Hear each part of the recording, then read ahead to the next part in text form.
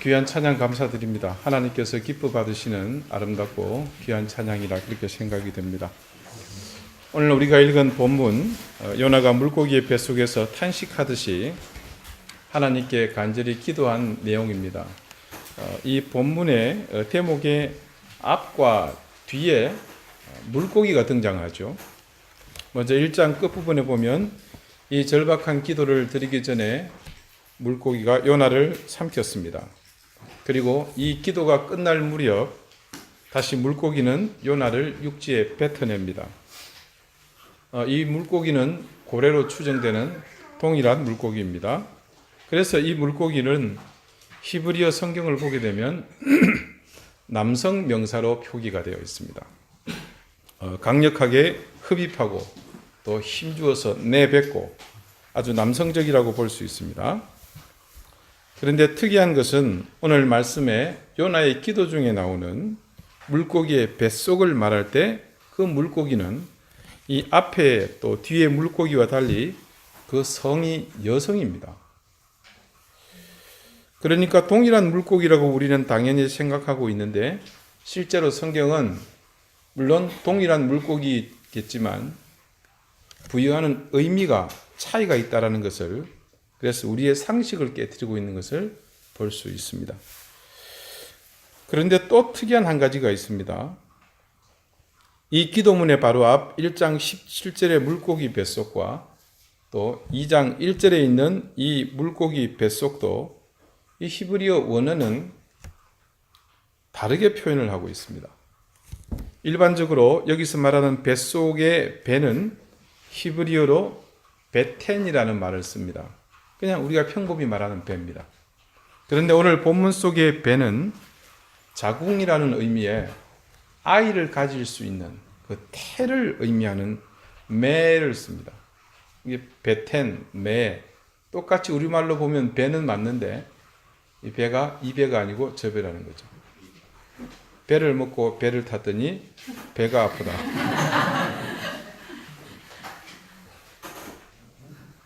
배를 먹고 배를 탔더니 배가 아픈 것이 배가 되더라. 네. 우리말은 다 배인데 의미는 다 틀립니다. 그래서 베텐과 매는 차이가 있습니다. 그래서 이 구절을 다시 원문에 가깝게 쓰면 이렇습니다. 요나가 어머니의 뱃속 같은 곳에서 하나님께 부르짖었다. 이렇게 해석할 수 있습니다.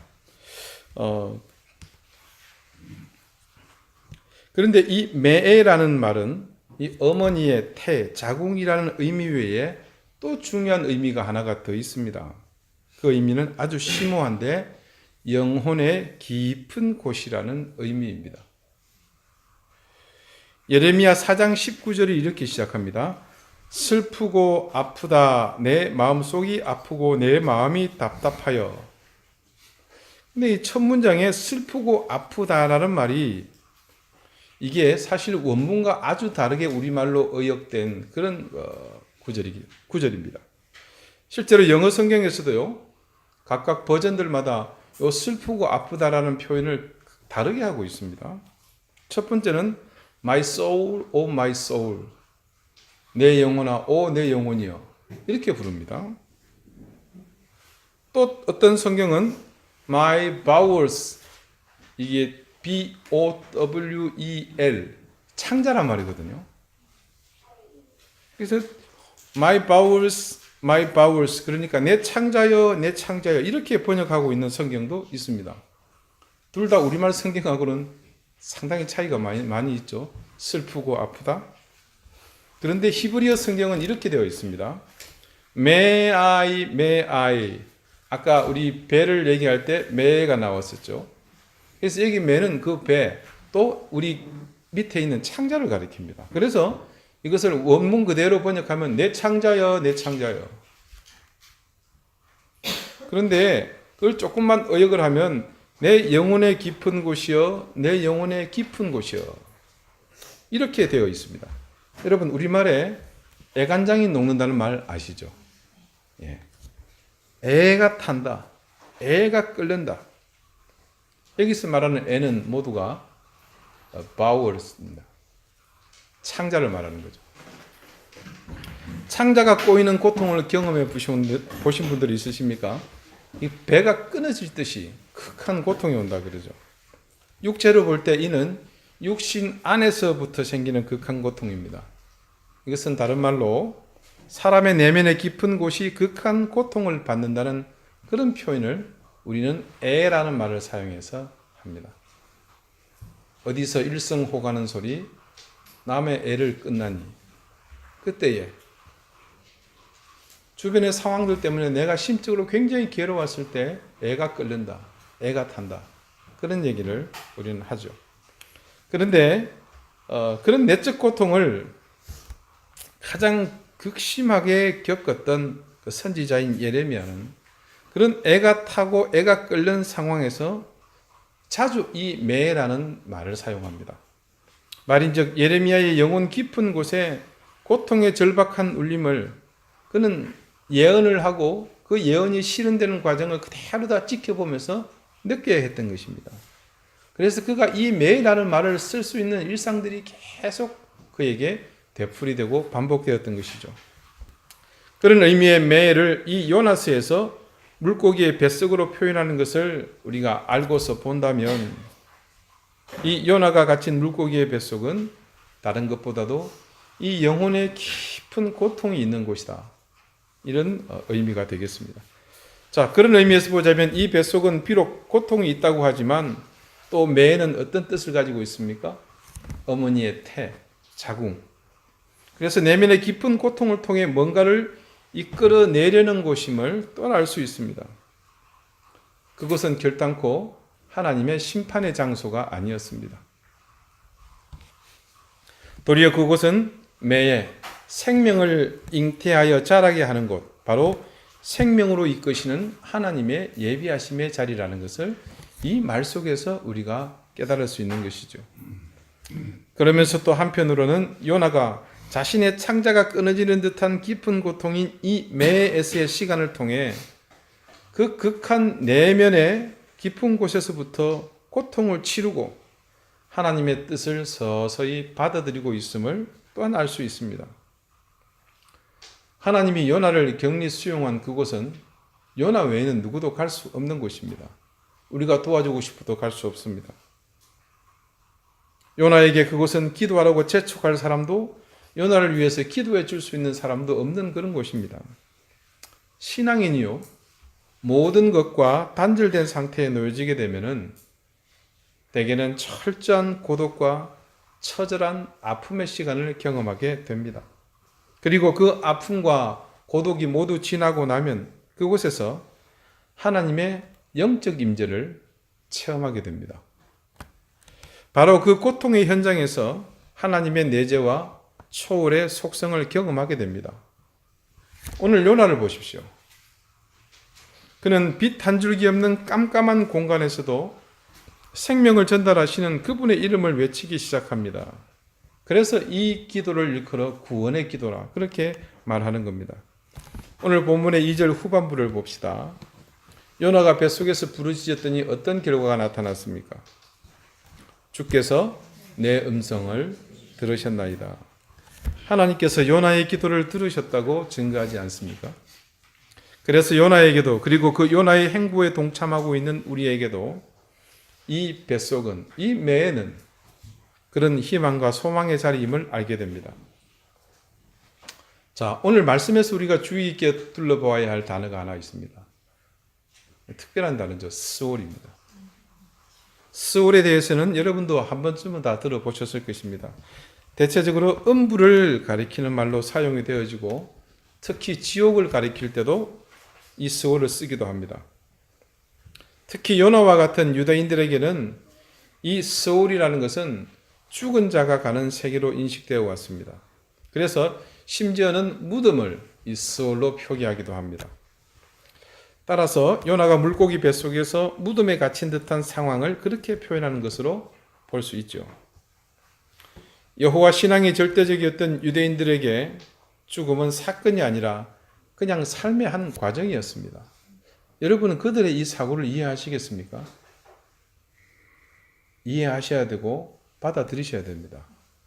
왜냐하면 우리 그리스도인들이 죽음을 두려워하지 않는 이유가 여기에 있거든요. 죽음은 여러분 삶의 한 과정일 뿐입니다.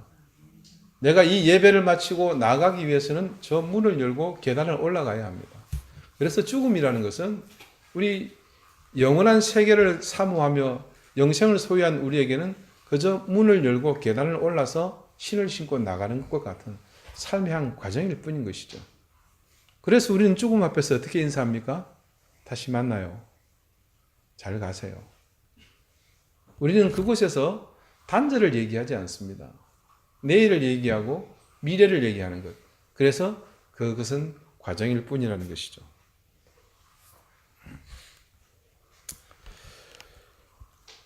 결론적으로 이 스올의 뱃속이 문자 그대로 무덤의 깊은 곳이다. 즉 나는 그곳에 갇혔다. 이렇게 요나는 이 기도 속에서 말합니다. 그래서 많은 학자들은 실제로 요나가 물고기의 뱃속이 아니라 스올의 뱃속으로 굳이 표현한 것에 대해서 이곳을 이 스올의 권세가 있는, 즉 죽음의 권세가 지배하고 있는 곳이다. 이렇게 표현하기도 합니다. 근데 저는 이 주장이 상당히 설득력이 있다는 생각을 말씀을 준비하면서 해보았습니다. 즉 요나가 삼켜진 것을 단순히 물고기 뱃속에서 머물고 있었던 상태가 아니라 요나가 실제로 죽음의 상태에 이르렀거나 아니면 그에 준하는 죽음을 맛보았다고 보는 견해입니다. 자, 여러분 이 스올에 해당하는 헬라어가 뭔지 아십니까? 하데스입니다. 하데스 들어보셨죠? 예, 저기 땅의 신, 예, 우리 이렇게 부르죠. 이 표현은 영과 혼이 육신에서 분리되어 떠난 죽음의 상태를 일반적으로 지칭합니다. 신약에 이 스올에 해당하는 하데스가 대표적으로 나타나는 본문이 있습니다. 그게 바로 부자와 나사로의 비유입니다. 누가복음 16장 23절에 나사로와 부자가 죽어서 간 곳이 바로 음부 스올을 말하는 이 하데스입니다. 이 이야기를 누가 했냐면 예수님이 비유로 들려주셨거든요. 예수님의 비유의 말씀은 곧 그것은 교훈입니다. 가르침이었죠. 이 나사로와 부자가 머물게 된 음부, 그 스올에서 이들은 어떻게 되었습니까? 죽어서 그들의 영혼이 완전히 소멸된 것이 아니라 세상에서의 일을 모두 기억하고 있는 상태로 그들이 서로 이야기를 주고받고 있지 않습니까? 물론 그들은 서로에게 건너갈 수 없었습니다. 그래서 죽으면 모든 게 끝이라는 세상 사람들의 논리는 맞지 않습니다. 우리가 그 상황을 정확하게 판단할 수는 없지만 여기서 분명하게 우리가 알 수 있는 사실이 있습니다. 우리가 죽음으로 그 모든 것이 끝나는 것이 아니며 이후에 우리의 삶은 어떤 형태로든 지속된다는 사실, 그리고 그 사실의 바탕 위에 또 주님을 영접하여 그분과 동행하는 겸손한 삶을 사는 사람과 주님을 거부하고 완악하게 살아가는 사람의 사후세계는 명백하게 다르다는 것을 알 수 있습니다. 소멸되지 않는 우리가 각각 분명하게 구분되어지는 곳에 분리되어 있다는 것. 주님은 이 나사로의 이야기를 들려주시면서 우리의 이후 삶에 대한 기준을 분명히 보여주십니다. 자, 그러면 이 주님의 가르침 속의 스올, 이 하데스와 요나의 스올이 가지는 공통점은 뭘까요? 이 공통점을 찾기 전에 주님이 하셨던 말씀 한 가지를 우리가 기억해 봅시다. 마태복음 12장 38절에서 40절 말씀입니다. 그때에 서기관과 바리새인 중 몇 사람이 말하되 선생님이여 우리에게 표적 보여주시기를 원하나이다.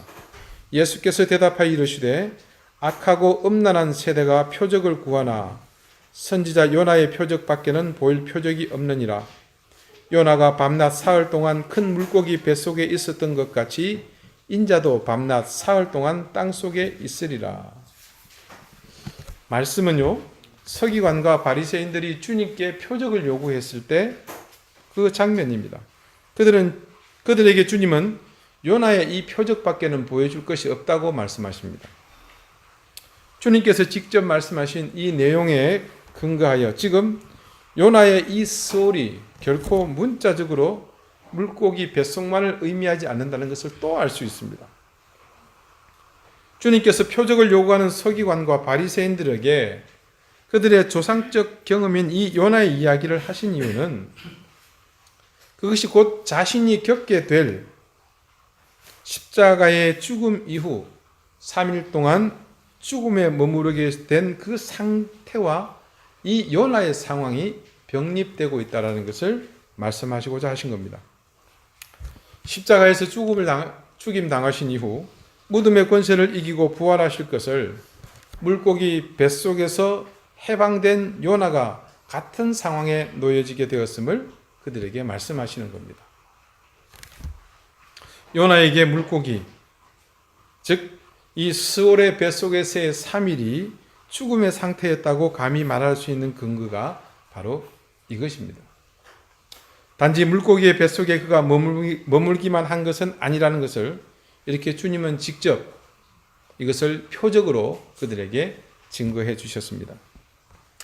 여러분, 이 스올의 뱃속이 죽음의 상태가 되는 것이 우리에게는 크나큰 유익입니다. 왜 그것이 유익인가?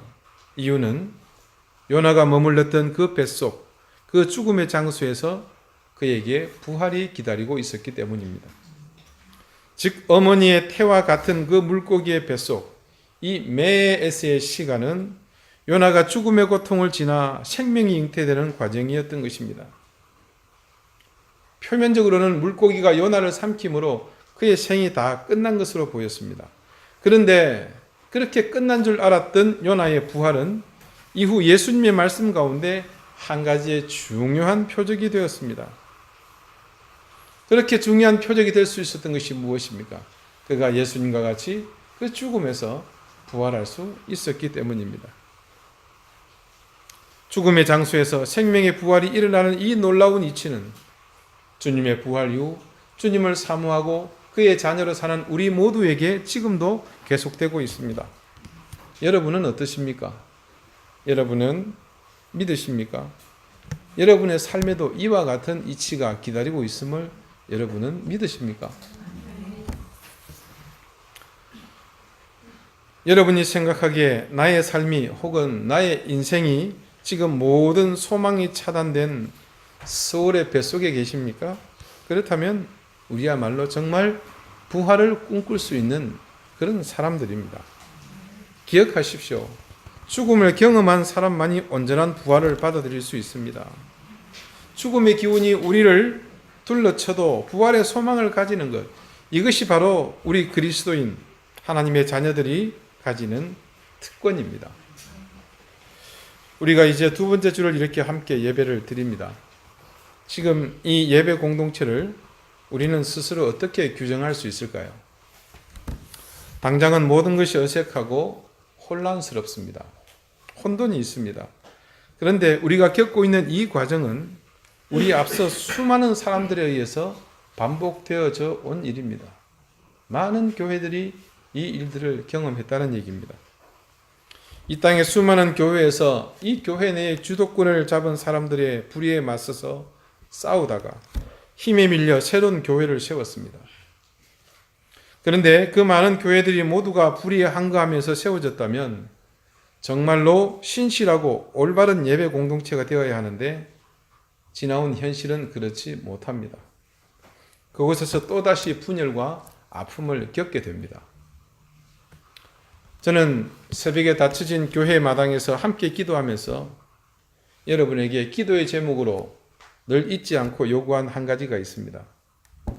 우리가 한 성령 안에서 한 하나님을 바라볼 수 있게 해달라고 그렇게 기도하자고 했습니다. 우리에게 그 기도는 정말로 중요한 기도입니다.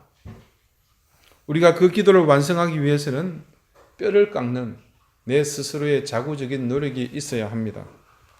그것은 하나님이 어느 순간 옛다 바꾸라 하시면서 그냥 던져주시는 것이 결코 아닙니다. 그것은 마치 사이즈가 한정되어 있는 비싼 명품 옷에 내 몸을 맞추기 위해 살을 빼고 뱃살을 집어넣는 것처럼 가꾸고 다듬어야 할 우리의 노력이 필요한 일입니다. 우리는 건물이 교회가 아니라는 사실을 이번 일을 통해서 절감했습니다. 교회는 바로 이곳에 앉아있는 여러분 한 사람 한 사람 모두가 교회입니다. 즉 나는 우리 예배 공동체인 이 교회의 한 지체라는 것이죠. 그런데 내가 이 교회의 구성원이 되기 위해서는 나 아닌 다른 타인들이 모두가 함께 교회의 구성원이 되어 주어야 합니다. 이것은 다른 말로 나 외의 모든 구성원들은 나를 또한 교회되게 만들어주는 귀한 지체들이라는 말입니다. 그런데 나를 제외한 모든 사람들이 내게 그같이 존귀한 존재인데 그 가치를 모르고 나만 앞서 나가려고 한다면 그것은 내가 스스로 교회이기를 포기하는 것과 같습니다. 이전에 수많은 공동체의 시도가 아름답고 성숙한 공동체로 나가지 못한 것은 모두가 이런 자기 모순을 스스로 극복하지 못한 데서 이유를 찾을 수 있습니다. 그 수많은 공동체의 전체를 우리가 밟을 수도 있고 우리의 성숙한 의지로 전혀 다른 공동체를 이루어 갈 수도 있습니다. 우리 중 어느 누구도 이전에 교회들이 겪었던 그 실수를 그 전체를 밟고 싶은 사람은 없을 것입니다.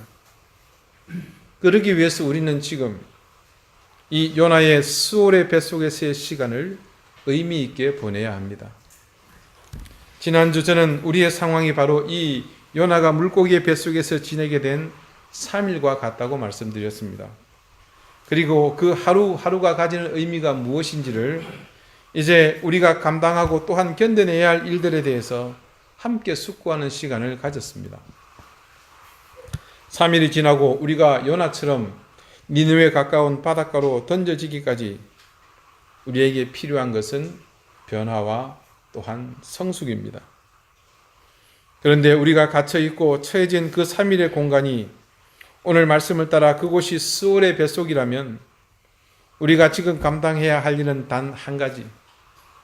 우리도 요나와 같이 그 죽음의 경지에까지 다다라야 한다는 것입니다.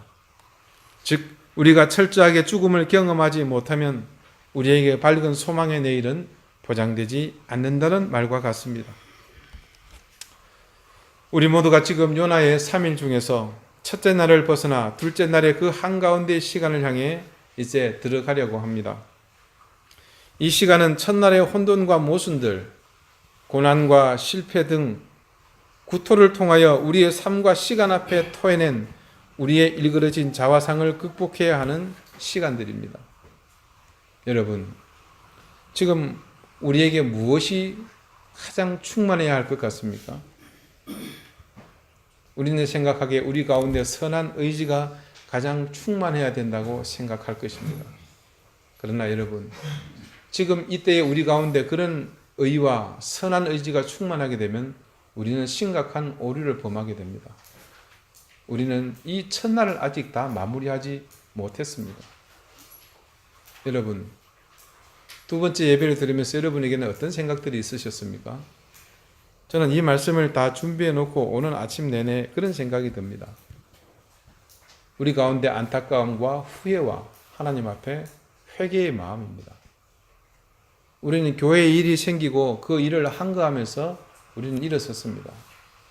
그리고 닫힌 교회 문 밖에서 추위에 떨면서 우리는 하나님 앞에 간절히 기도했습니다.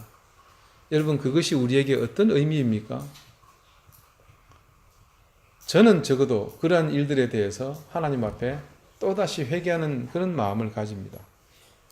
왜 그러면 이전에 그렇게 하지 못했니? 하나님이 제게 물으실 것이거든요. 예전에 우리가 그 잘못된 것을 바로 보고 우리는 외칠 수 있어야 했습니다. 그런데 일이 벌어지고 나서야 우리는 그 일을 하나님 앞에 마치 새로운 일을 발견하고 마치 어떤 큰 위기를 맞은 것처럼 그렇게 외쳤습니다. 우리는 충분히 새벽 그 시간에 나와서 하나님 앞에 기도할 수 있었는데 우리는 이전에 그렇게 하지 않았습니다. 저 또한 그렇게 하나님 앞에 간절히 매달려 보지 못했습니다. 이전에도 금식할 수 있었고 이전에도 시간을 정해서 기도할 수 있었는데 그렇게 하지 않았던 것입니다. 우리는 새로운 것을 했고 놀라운 것을 했고 저들과 다른 의로운 일을 행했다 스스로 생각했는데 돌아서 생각해 보니 우리가 마땅히 해야 할 일을 그냥 했을 뿐이었더라고요. 우리는 첫날에 그러한 우리의 모습들을 다시 잘 볼 수 있어야 합니다. 지난 저자의 부탁처럼 그곳에 우리는 너무 오래 머물지 말아야 합니다. 우리의 그런 자화상들을 지금 극복해내야 합니다. 그곳에 발목을 잡히면 우리는 결코 둘째 날로 들어갈 수 없습니다. 이 둘째 날에는 우리가 죽음으로 들어가야 할 중요한 과제가 남아 있습니다. 부디 이제 우리 스스로가 자신을 더욱 성숙한 자리에 서게 할 이 소울의 뱃속을 모두가 소유할 수 있게 되기를 바랍니다. 그러기 위해서 우리는 모두 죽을 각오를 해야 합니다. 새로운 공동체를 해치는 그런 자아가 살아있지 않도록 바울과 같이 날마다 내 자신이 죽는 일을 반복해야 합니다. 정말 우리의 바램처럼 내 속에서 그리스도만이 존귀하게 되도록 그렇게 내 자신을 살피고 다듬어 나가야만 합니다. 그래야만 우리가 둘째 날을 시작할 수 있고 우리는 온전한 죽음을 맞이할 수 있습니다. 그 죽음을 맞이해야만 여러분 우리는 부활할 수 있습니다. 기도드리시겠습니다. 주님, 우리를 소울의 뱃속으로 인도하심을 감사드립니다. 그곳은 베텐이 아닌 매예이기에 우리는 이 깊은 내면에서부터의 고통과 아픔을 통해 내 자신이 죽는 경험을 하기 원합니다. 그리고 주님이 기뻐하시고 기대하시는 거룩하고 성숙한 공동체가 되어 하나님의 주권이 살아나고 주께서 주인 되시는 온전한 교회 공동체를 이루어 나가기 원합니다. 서로 사랑하기에 힘을 다하도록 하시옵고 정죄하고 비난하며 비판하는 일은 이제 모두 버리고 우리의 입술이 사랑을 고백하고 위로하고 칭찬하는 일에 침이 마르도록 열심을 더하게 하옵소서. 나는 부족해도 우리 공동체는 풍족하게 하시고 나는 힘들어도 우리 공동체는 기쁨과 소망이 넘치게 하여 주시옵소서. 그래서 서로가 서로에게 교회의 힘을 내 자신의 헌신과 섬김으로 증거하게 하시고 그 모든 증거를 통해 더 크고 성숙한 교회를 이루어가게 하여 주시옵소서. 예수 그리스도 이름으로 기도드리옵나이다. 아멘.